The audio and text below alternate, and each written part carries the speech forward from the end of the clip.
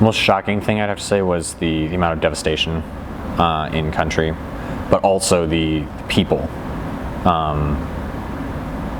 are insanely resilient.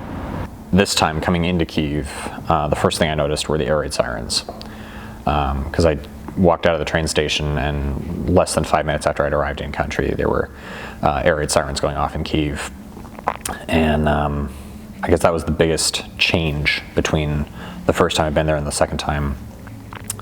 And then once I got to my apartment in Kyiv, it wasn't too bad. There were maybe 3 or 4 times a day you'd get air raid sirens, maybe a couple of explosions where the missiles or the Shahid drones landed on the city, but it wasn't too horrible. But then when I got to the front area near Kramatorsk and Bakhmut, it kind of went to where if more than 2 hours went by in a day without shelling, without air raid sirens going off, there was an anomaly in my day pattern. The shelling was almost constant from a day-to-day basis. It was like you would get shelled probably 4 or 5 times a day, sometimes at night. Most of the time it was far enough away that you could know that it was happening, but it wasn't that bad. But there were several times where it would be close enough that the windows would rattle or the house would shake or debris would land on the house. And a couple of nights where I wasn't sure I was going to survive the night because the shelling was landing close enough that you could hear debris landing, and it was just continuing to just pound the village that I was in. I guess the first time that my team and I rolled into Liman, which had just been rescued from the Russians, it looked like I was rolling into 1945 Dresden or Berlin or something like that. It honestly looked like something out of a World War II movie where the buildings were, many of them had been hit and just completely destroyed. There were a couple of buildings where just one wall was standing up, or just the shell of the outer 4 walls, no windows, no floors, no interior, just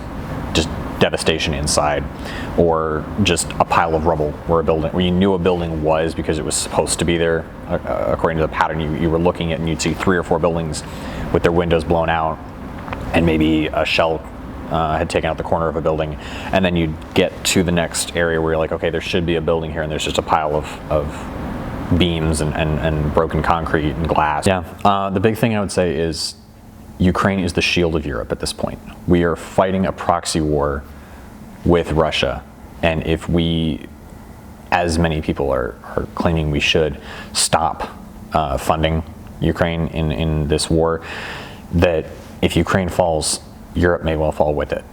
And if Russian expansionism continues the way that Putin has been claiming he wants to, we may well be fighting on American soil if Ukraine falls.